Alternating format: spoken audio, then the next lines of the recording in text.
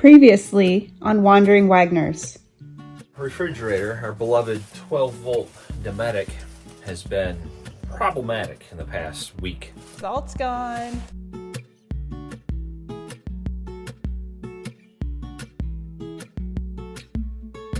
We recently did a review on this Bluetti AC200L. If you missed that review, there'll be a link in the description.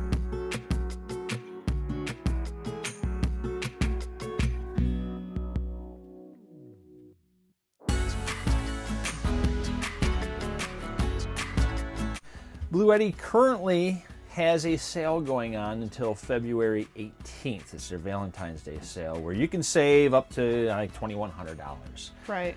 So Bluetti also reached out to us and they said they want to give away one of these power stations. Which is pretty freaking cool. Yes. So what you have to do to enter to win is just in the comments say Bluetti. Yeah. It's that easy. You can mention it in a comment with other things, but you have to mention Bluetti in your comment to be entered to win. We take these power stations everywhere with us.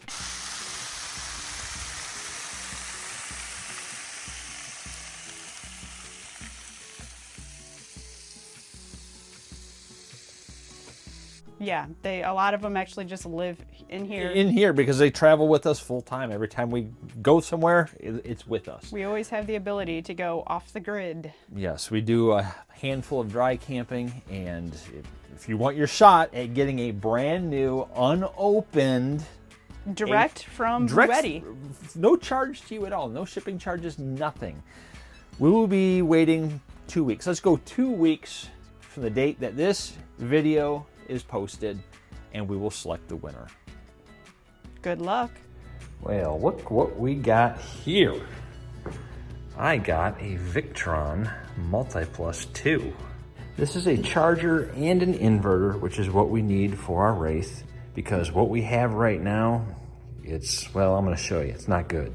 All the way back here, in the far back corner, is our inverter. And it is a Magnum inverter, and it is modified sine wave. The problem with modified sine wave is we have some electronics that do not like it. And this inverter only powers certain outlets throughout the motorhome. I want everything to be powered. And that's where this comes in, because this has 50 amp pass-through. And if you see, it says transfer switch 2 times 120 volts.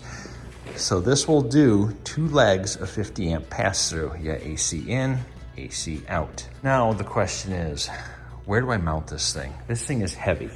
It is not light. It's about 48 or 50 pounds or so. Best I could come up with, inside here, in the closet, is where I have the disconnect switch for the solar panels up on the roof. I'm thinking this wall right here is going to be the ideal spot. I don't want to put it on these side walls because it's just a little flimsy and it is heavy. One of the good things about Nexus is that they use steel in the walls for framing. What I've done, got a super strong magnet, and yes, it's super strong, and this will tell you where the steel is. There's one. So we've got a beam here, and we've got a beam over here. So I'm gonna use a piece of plywood, mount the MultiPlus to the plywood, and then put the plywood under the wall. The reason why I'm using the plywood is because the MultiPlus isn't this wide. So I would just be screwing into nothing essentially. You're supposed to, don't mind the mess, but you're supposed to mount the inverter as close to the batteries as you can. And currently our inverter is right back there in that corner underneath. Meanwhile, our battery is right here. There's the battery. So by moving the inverter to that closet, it'll actually be closer to the battery. It's just going to be kind of an involved process.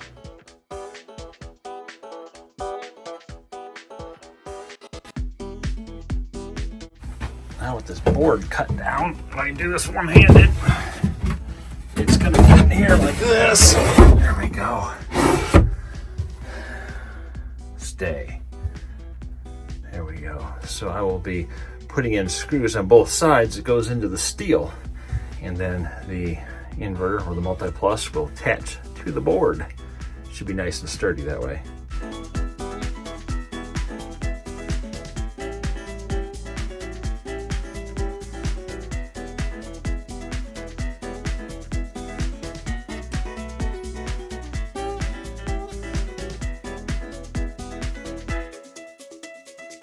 It's probably overkill, but I am good with overkill. Let's see if this still opens. Oh man, this still barely makes it. Now let's go outside and make sure that these bolts didn't go all the way through. That'd be really bad, wouldn't it? You're good. And I know that I was hitting steel in there because if you look at this drill bit, it's got steel stuck to it.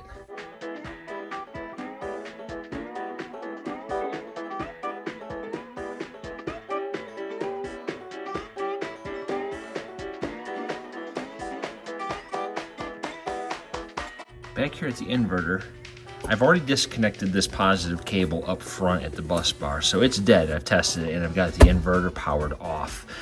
What I'm gonna do is disconnect this cable. It goes through there underneath and it just kind of follows the frame rail to the front with a whole bundle of other wires. I'm gonna start pulling this big cable back and reuse it because it cost about $52 for 5 feet of it. This is a lug for that cable. I am going to reuse all the copper I can. Now from underneath, it's just a matter of cutting these zip ties, figuring out which one it is. It's probably this one right here. Yep, that's it.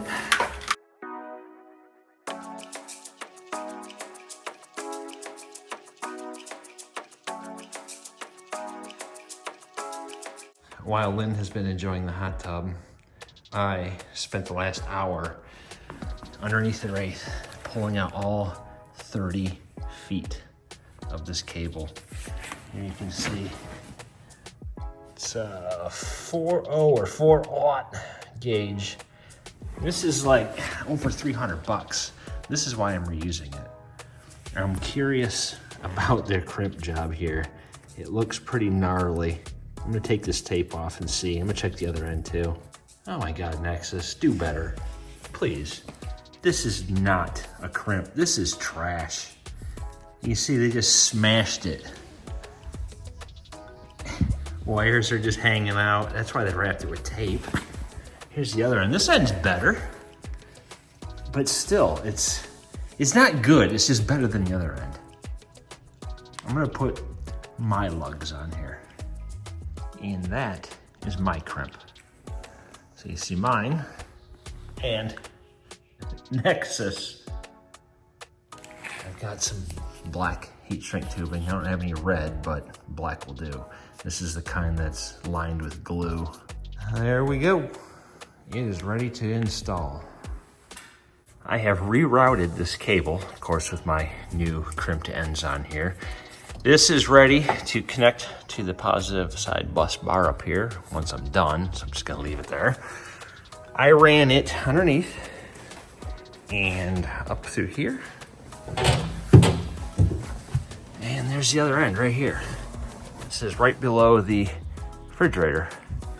That's the furnace. Now I only ran it this far because this cable is really stiff. It's really hard to work with. It's very, very good cable, carries lots of amps, but it's just a real pain in the ass to work with. So from this point, I'm gonna reduce it down to a smaller gauge wire, and then it's gonna run up here to the MultiPlus. This is what I have left. Coiled up like this, it doesn't look like much, but I literally cut that cable in half. This is the other half of it. The video doesn't do justice. It's heavy. When you lay it out, it's pretty long. It's about 14, 15 feet there. I'm currently waiting for the rest of my DC cabling to get delivered, so I may as well start running the AC side. This is a 6 gauge, 3 conductors, actually 4 conductors, don't let it fool you. You've got 2 110 volt or 120 volt legs, a neutral and a ground. So there's, what they say, 3 conductors inside. Because this is 50 amp, you have to have the 2 hot legs. This roll I got from Home Depot, 50 feet, and it's heavy, was $300. 300 bucks for this. Now this wire is equally as unfriendly, unbendy as the other stuff. This is probably actually worse. Back over where the old inverter is, because this new one is a pass-through, what I have to do is, so here's the 50 amp cord coming in, goes to the surge protector, into the transfer switch. So this gray conduit coming in, that's from the generator. So that's where I got transfer switch. Now from the transfer switch, it goes out to the breaker box, but the power now has to pass through the MultiPlus. So I'm gonna have to disconnect this from the transfer switch, run the new wire from the transfer switch up to the MultiPlus, and then run a line back and connect it to this, which goes to the breaker box. You can see some wiring going up here because right above here is our freshwater tank and our bed and everything. People might ask, why didn't you install the MultiPlus under the bed? There's no room. The fresh tank is there and all kinds of electrical stuff. But this channel right here, I could probably utilize that to run my cabling over. And then let's go to the other side. Okay, looking from this side, there's the other end of that channel. It's got a bunch of wires that go up to the floor. So I'll probably might have to make a new hole depending on how many wires are going up through there. But I will go up to the floor here inside, which takes you into our bedroom. I pulled these drawers out to make this a little more friendly. Under here, all these wires coming up, that's from that channel underneath. So I'll probably come up somewhere in this general vicinity and run the wires this direction. You can see it's a mess. It's a bundle of wires. And continue here. This is underneath the washer and dryer. And I'll continue through here. And I'll bring them up here. I'll have to make some holes somewhere in that vicinity. So we open up the drawers, or doors rather. There's the MultiPlus. So it doesn't have to go very far, but it's going to be a process. Just in case anybody's ever wondered what it looks like behind all your drawers and cabinets and cupboards, there you have it. That's what you got. You can see it's a straight shot all the way down. I got everything run. I put different colored tape so I know which wire is which on both ends. So I know which one's in, which one's out. But basically, I put these zip ties on just so it didn't fall back down. Went down underneath. Still have to secure everything. Right now, everything's just kind of rough the way it's in here. And then it goes under here. Can't see it very well, but it goes in there and down through the floor right there. In this last bay, you can see where I drilled the hole. There's the 2 cables coming down. They go all the way across over to the old inverter. Here's the 2 ends on the other side. Got the red and the gray. I'm gonna pull this inverter out, put junction box in its place, and then I'm gonna go back and secure everything and make it look nice and neat and tidy. All the AC wiring is connected, it's terminated. Now don't worry, it's not hot, it's not powered on, but I did get some of my 1/0 cable and I crimped the ends on. I'm ready to make these connections. Here you can see they gave you 2 lugs for the positive and 2 lugs for the negative. Like I showed you, that 4/0 cable is extremely hard to work with and it's stiff, but this, I mean, look at this. This you can just bend. It's very forgiving. So I'm gonna run 2 positives from the positive lugs there down to my bus bar down there. Looking down here, you can see I've got my 4/0 cable coming in, going to 2 1/0s going up to the inverter, and I just gotta put this plastic cover on, and the positive side is done, and we will work on the negative side.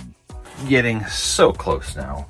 Still do not have AC power hooked up, but I am ready to connect the DC power. Since everything's ran, everything's connected, I just have to go out to the bus bar outside and connect the positive side, and this should power up. You can disregard that little small gauge wire I had connected to the case ground. I just used it to run it to where I want it to go so I can measure it, so that way I know how much more copper to order. Call me cheap, but it's getting very, very expensive, so I wanted to order just what I needed, and that was it. But for the meantime, I'm gonna power it up and see if we can program this. Wires are connected, got a multimeter out, and we got 13 volts.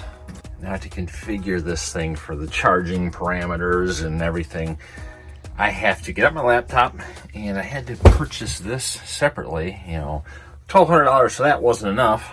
I need to spend another $60 some for this.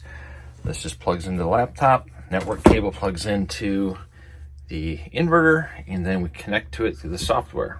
I will spare you all of the boring details, but you can click on each one of these tabs and set up your inverter and your charger to all the parameters that you want to specify. Inside this book, because I have a red Audio battery, this tells me what voltages to use for like absorption and charging, what amps. It says I can charge at recommended charging 82 amps or 205 amps. This won't go to 205. This will do 120, so I may just leave it at 120 amps. I'll go ahead and configure this and then update the inverter. Now I get to start the process of removing this junk inverter. Here's my 2 cables that run to the new inverter charger. You can see they're still just kind of out and laying here. I'm gonna wait till I get these 2 ends here terminated. Basically, this wire gets disconnected. This is what goes from the transfer switch to the breaker box. This one, I color coded them so I know which is which. This one will connect here, and then this one will connect to this one that I remove. Fun. And then I get to clean it all up, make it look nice. Getting closer. I got all this wiring disconnected. Don't worry, it's dead. I checked. Nothing's hot, nothing's live, but it's unbolted. Wiring's coming out, and this piece of junk is gone. The inverter is out. Look at all the room now. Look at all the room now. I did install this junction box because there is a hot wire that comes in from the breaker box, and then there's 2 wires that go out to outlets. So I had to retain that, but man, I really cleaned it up. I left the old ground wire in for the inverter, and these are the remote wires, which I'm not gonna spend the time pulling these out. They can just be there. The cover for the transfer switch is removed. I did unplug power, shore power, so it is dead. If you're wondering, you can always use the multimeter to double check, but if it's not plugged in, there's no way it's gonna have power. Something I noticed, when Nexus installed this, they just cut the 3 to length and stuck them in. They didn't like make a loop or anything. They did it down here too. This is where the generator power comes in. While you're in here, if you get in here, something that you should do probably annually is get what you need to tighten down these lugs. Just make sure they're torqued. So I got my new wire coming in. See how I put some loops in there? Not hard, Nexus. It's really not hard to do. It is snowing. Coming down pretty hard. Connect to the power. Inverter is on. I connected my VE Bus smart dongle. This is so I can use Bluetooth.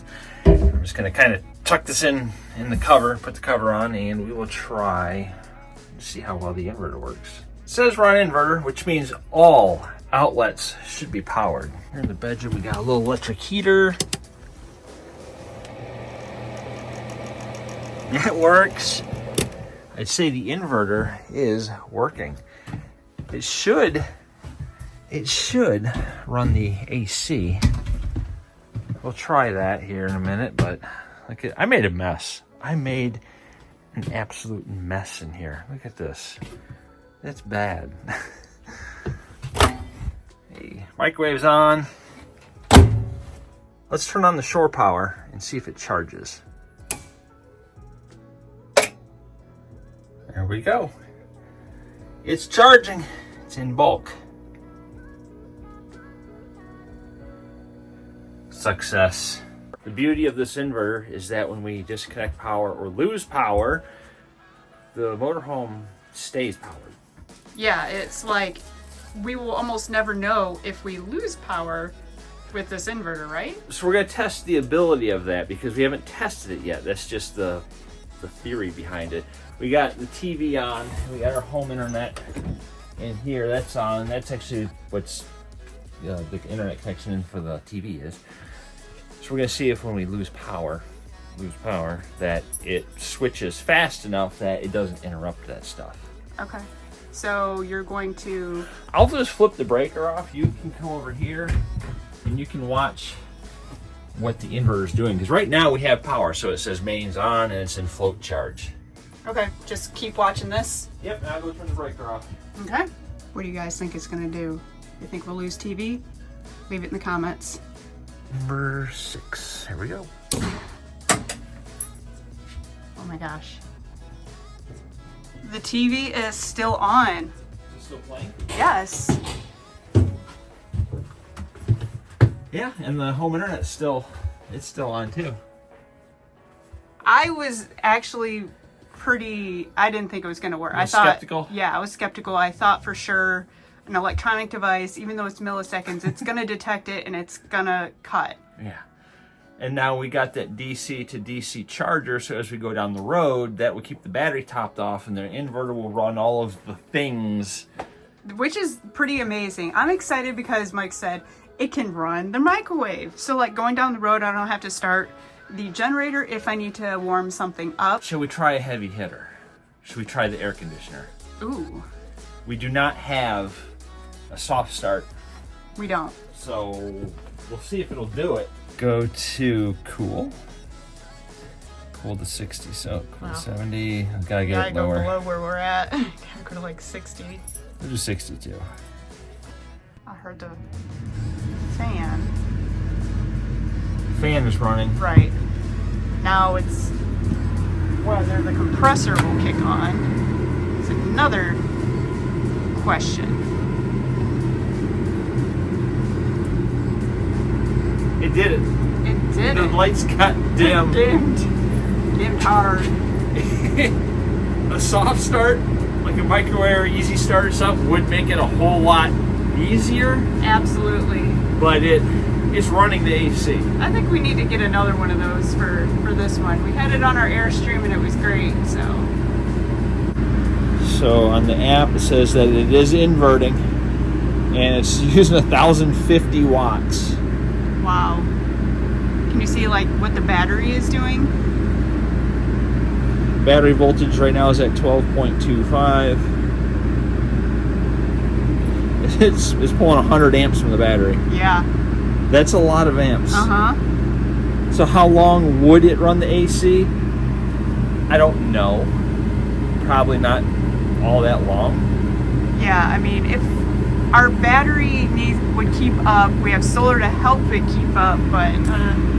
Our smart shunt shows 123 amps coming out, and it says remaining time is 4.5 hours at this rate. So if we had like solar and stuff hitting the roof at the same time, it would probably offset it, but we wouldn't be able to continuously run our AC like this. But if it was like a stop for lunch or something, yeah, because it's cold, it's working. Right, or like if we had to leave the dogs for a little bit. A little bit. A short bit. I'm just trying to think of examples of when we would do that. We'll have to see this coming summer how many amps we can get coming in or watts coming in through our solar, and then run the AC and test it out. Yeah. Next time on Wandering Wagners. We are here in Toledo. We're going to the Toledo RV show. Pretty sure this is the only one we're doing this year. Okay, it's got the now TV. there is leg room on this potty. Mike and I would be happy. Let's check it out. Yeah, All three of you guys are tall. Oh yeah. Oh yeah. Oh yeah. Yeah. You wouldn't see me for an hour. Watch a hottie go potty.